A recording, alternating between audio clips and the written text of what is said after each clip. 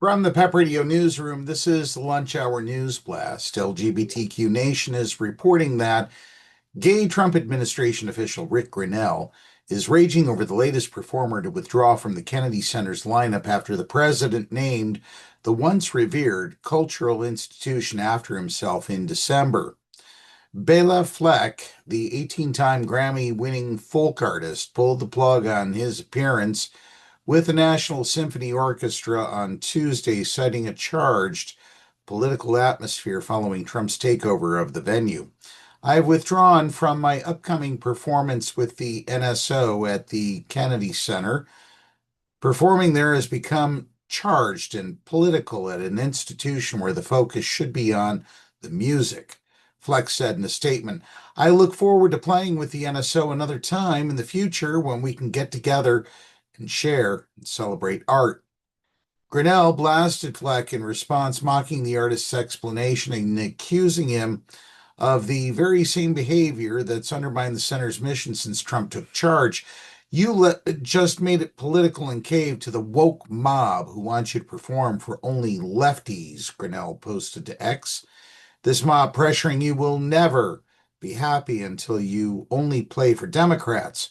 The Trump Kennedy Center believes all people are welcome, Democrats and Republicans, and people uninterested in politics. We want performers who aren't political. We simply love entertaining everyone, regardless of who they voted for, Grenell continued. Grenell posted his screed about Fleck on Tuesday, just an hour before reposting the same post again.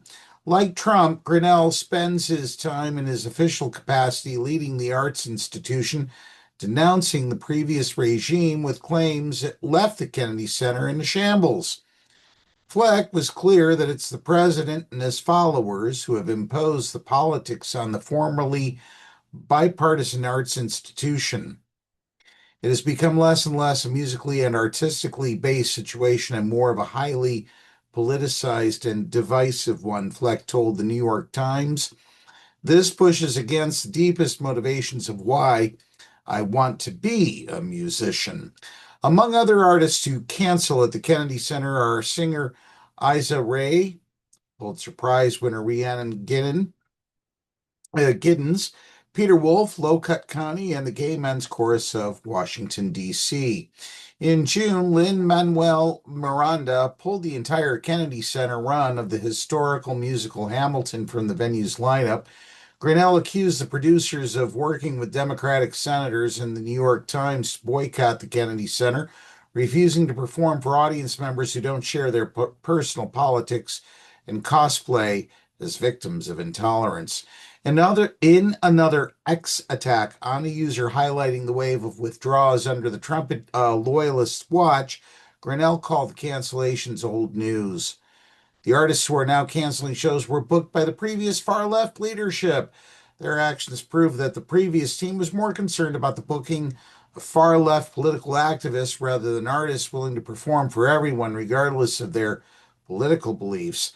Boycotting the arts to show you support the arts is a form of derangement syndrome. The arts are for everyone, and the left is mad about it, Grenell whined.